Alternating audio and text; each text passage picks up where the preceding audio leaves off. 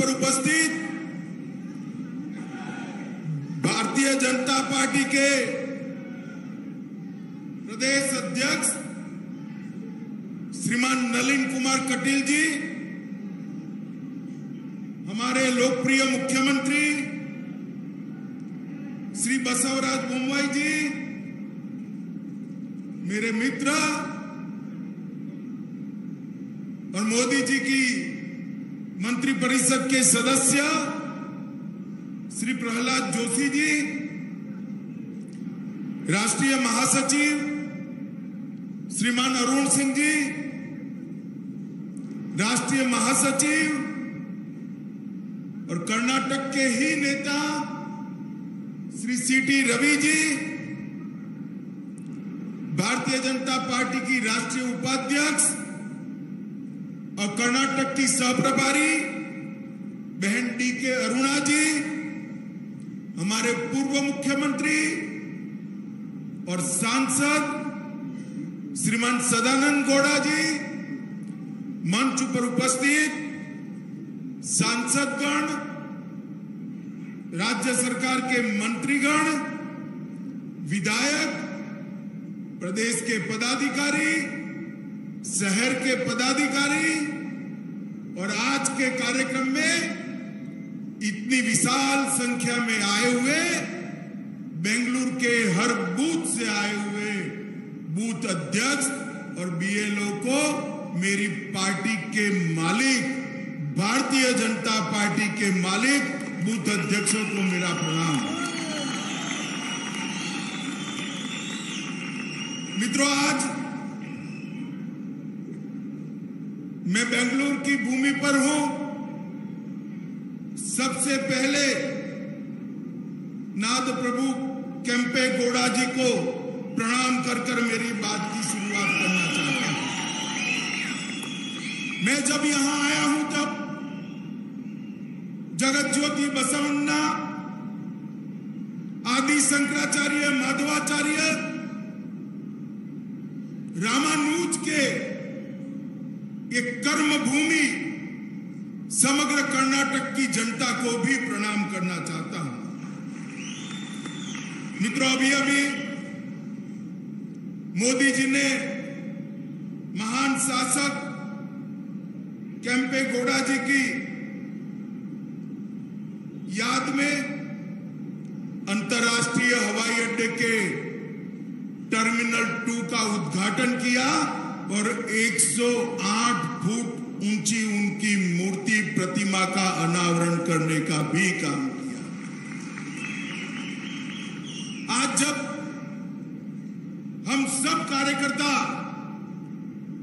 बेंगलुरु में 20 से ज्यादा सीट जीतकर पूर्ण बहुमत की भारतीय जनता पार्टी की सरकार बनाने का संकल्प लेकर यहां पर एकत्रित आए हैं, तब केम्पे गौड़ा की ये मूर्ति हमारी सरकार के लिए प्रेरणा का स्थान रहेगी, हमारी मार्ग प्रशस्त करने वाली रहेगी। मित्रों, 2018 के चुनाव में बेंगलुरु की जनता ने, कर्नाटक की जनता ने भारतीय जनता पार्टी को सबसे बड़ी पार्टी बनाया, परंतु थोड़ी सी चूक रह गई।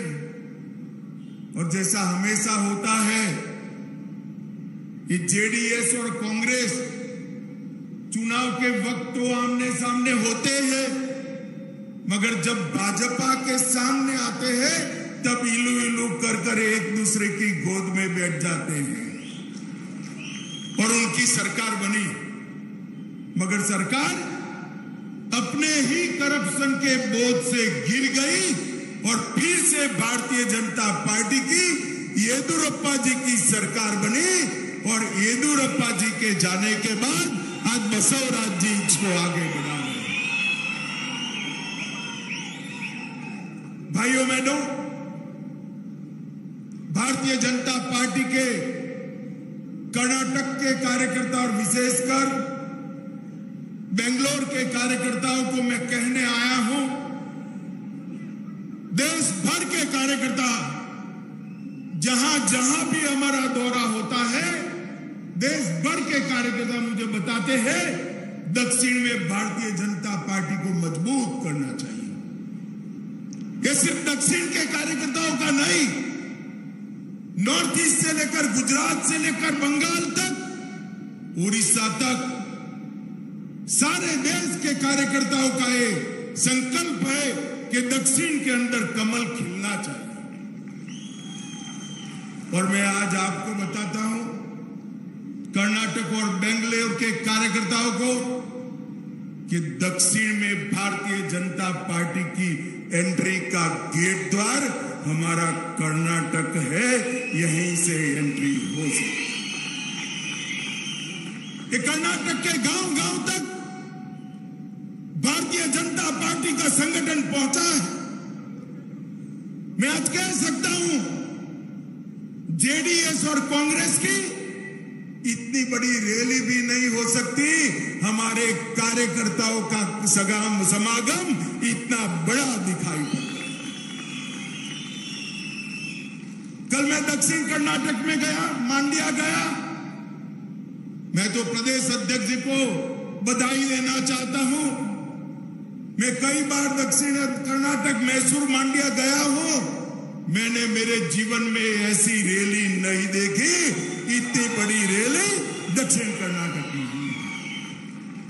और मित्रों, हम एक मजबूत बैकग्राउंड के साथ चुनाव के मैदान में उतर रहे हैं। कांग्रेस वाले जब भी चुनाव आता है नई नई चीजें लेकर आ जाते हैं। उनके लिए सत्ता भ्रष्टाचार करने का एक साधन है और हमारे लिए सत्ता राज्य के गरीब से गरीब व्यक्ति को सुखी करने का एक साधन है। मित्रों, 2022 के अंदर 7 राज्यों में चुनाव हुए। 7 राज्यों में से 5 राज्यों के अंदर भारतीय जनता पार्टी ने पूर्ण बहुमत प्राप्त किया है और 7 में से 6 राज्यों में कांग्रेस का सुपड़ा साफ हो गया। मित्रों, लगभग गुजरात, उत्तराखंड, मणिपुर, गोवा और उत्तर प्रदेश, ये राज्यों में भारतीय जनता पार्टी में और मजबूताई के साथ अपनी सरकार बनाई। और गुजरात में तो मोदी जी की लोकप्रियता इतनी है कि गुजरातनी जनता ने सारे रिकॉर्ड तोड़ दिए हैं। मित्रों, 182 में से 156 सीटें दी है और कांग्रेस को वहां विपक्ष का स्टेटस भी चला गया है। ये बैकग्राउंड के साथ हमारे प्रिय प्रधानमंत्री नरेंद्र मोदी जी के सुशासन के सुफल के साथ येदियुरप्पा और बसवराज जी ने जो सरकार चलाई है, उसकी सफलताओं की सिद्धियों के साथ हम चुनाव में अंदर जा रहे हैं। मैं आज मेरे सामने बैठे हुए बेंगलुरु के कार्यकर्ता और कर्नाटक भर में बिखरे हुए भारतीय जनता पार्टी के कार्यकर्ताओं को आज आह्वान करने आया हूं। सरकार बनानी है तो आधी अधूरी मत बनाना, 2/3 बहुमत वाली पूर्ण बहुमत की सरकार बनानी। और मैंने कर्नाटक की जनता का मूड देखा है। जनता तैयार बैठी है, हमने जाना पड़ेगा। मोदी जी हमारे चुनाव का नेतृत्व करेंगे, मगर वोटर के लिए तो मेरा बूथ का कार्यकर्ता, मेरा बीएलओ ही नरेंद्र मोदी है। नरेंद्र मोदी का संदेश लेकर आपको, और मैं गारंटी देता हूं आपको मित्रों, संपर्क के लिए बाहर निकल पड़िए। हमारी केंद्र सरकार और राज्य सरकार 8 साल 9 साल तक चली नरेंद्र मोदी सरकार ने आपको शर्म से जो सिर झुकाना पड़े, सीना तान कर जाइए। जनता आपके स्वागत के लिए तैयार बैठी है। मित्रों, गरीब कल्याण के बारे में इंदिरा जी ने सूत्र दिया था, गरीबी हटाओ। वो सूत्र तो दिया, मगर कांग्रेस ने गरीबी हटाने की जगह गरीबों को हटाने का काम किया। भारतीय जनता पार्टी ने इस देश के 80 करोड़ गरीबों के घर में बैंक अकाउंट भेजा। करोड़ों गरीबों के घर में शौचालय बनाकर गरीब माताओं और बहनों को सम्मान के साथ जीने का अधिकार दिया है। आजादी के 70 साल के बाद 4 करोड़ से ज्यादा गरीब के घर में बिजली का लड्डू पहुंचाने का काम, उसका अंधेरा समाप्त करने का काम ये भारतीय जनता पार्टी की नरेंद्र मोदी सरकार ने किया। 13 करोड़ से ज्यादा माताओं को चूल्हे के धुएं से मुक्त कर गैस का सिलेंडर देने का काम ये भारतीय जनता पार्टी की सरकार ने किया।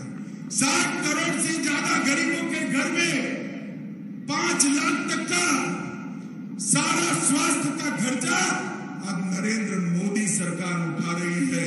और भाइयों बहनों, चीन में कोरोना फिर से पसर रहा। मैं आप सभी कार्यकर्ताओं को पूछना चाहता हूं, कोरोना के दोनों डोज लिए या नहीं लिए? भाई हाथ ऊपर करो, किस किसने लिए हैं? सबने लिए ना? एक पैसा भी देना पड़ा है? नरेंद्र मोदी सरकार ने भारत के 130 करोड़ लोगों को 230 crore dose free of cost देकर भारत को कोरोना से सुरक्षित करना। इसके साथ साथ कोरोना के कारण जिनकी रोजगारी गई, ये 60 करोड़ गरीबों को 2.25 साल तक प्रति व्यक्ति प्रति माह 5 किलो अनाज मुफ्त में देने का काम ये भारतीय जनता पार्टी की नरेंद्र मोदी सरकार है। अरे देवगौड़ा जी, सिद्धरामैया और कांग्रेस के अध्यक्ष गरीबों की बात कर रहे हैं। भाई, आप तो प्रधानमंत्री भी रहे, मुख्यमंत्री भी रहे और कांग्रेस ने 4 पीढ़ी तक शासन किया। हिसाब लेकर आ जाओ। बेंगलोर के चौराहे पर मेरा युवा मोर्चा का कार्यकर्ता आकर आपको हिसाब दे देगा। एक और आपका 65 साल का शासन और एक और मोदी जी के 8 साल का शासन, हमारा पलटा भारी है। और मित्रों, आज मैं ये कहने आया हूं कार्यकर्ताओं को, अगले 6 महीने भारतीय जनता पार्टी के कार्यकर्ताओं ने सारे कामकाज छोड़कर, अर्जुन को जैसे चिड़िया की आंख दिखाई देती थी, इस तरह हमें हमारा बुद्ध दिखाई देना पड़ेगा। और मैं आपको कहता हूं, आप आपके बूथ को मजबूत करिए, हर मतदाता का संपर्क करिए, बूथ को मजबूत आप करिए, देश को मजबूत करने का काम नरेंद्र मोदी जी करें। आपका बूथ मजबूत होगा, मोदी जी के हाथ मजबूत होंगे। आपका बूथ मजबूत होगा, भाजपा मजबूत होगी, और भाजपा मजबूत होगी तो देश सुरक्षित बनेगा, समृद्ध बनेगा, सामर्थ्यवान बनेगा। मित्रों, आप जो संपर्क करने जा रहे हो, वो देश को आगे बढ़ाने के लिए जा रहे हो। इस भाव के साथ हर मतदाता को संपर्क करना चाहिए।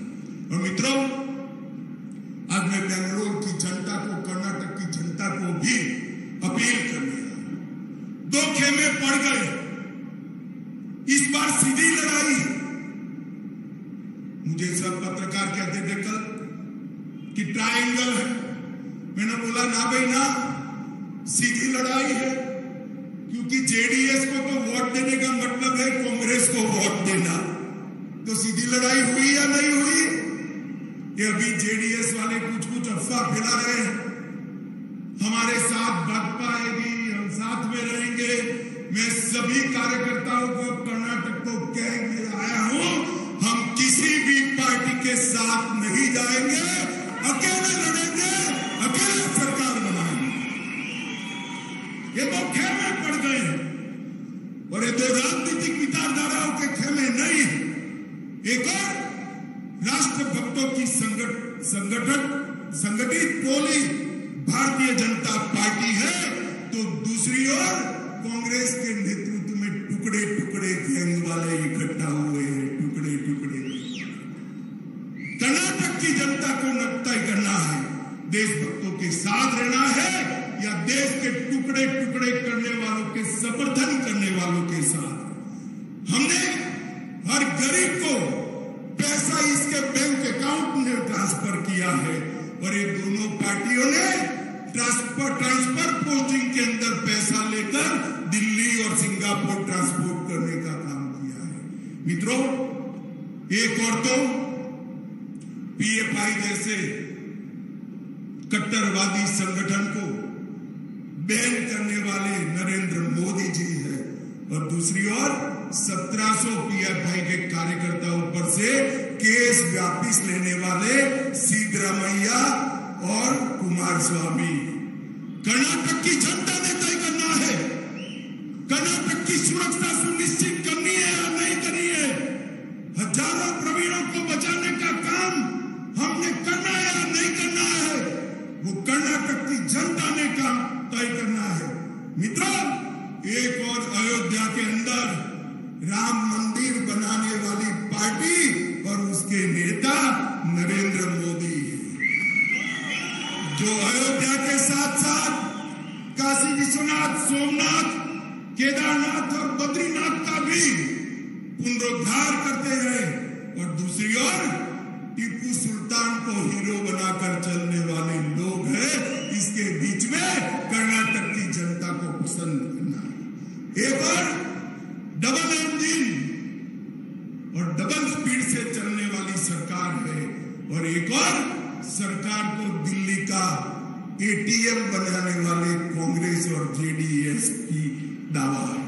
मित्रों, इसके बीच में कर्नाटक की जनता को तय करना है कि किसके साथ। मित्रों, केंद्र सरकार और राज्य सरकार की इतनी उपलब्धियां हैं जिसको गिनाते गिनाते ही 6 महीने हो जाएगा। मेरे सभी बूथ के अध्यक्षों को करबद्ध निवेदन है कि आप राज्य स्तर पर, मंडल स्तर पर, शक्ति केंद्र स्तर पर, बूथ स्तर पर और पन्ना स्तर पर आपकी टोलियां गठित कर नरेंद्र मोदी जी का संदेश लेकर हर घर पे जाइए और प्रचार करने की शुरुआत करिए। मित्रों, मैं फिर से एक बार कहना चाहता हूं, जेडीएस और कांग्रेस एक ही सिक्के की दो पहलू हैं। हमेशा आपने जेडीएस को वोट दिया और कुमारस्वामी जी कांग्रेस की गोदी में बैठ गए। मैं आज कहने आया हूं कि एक बार भारतीय जनता पार्टी को पूर्ण बहुमत की सरकार दीजिए।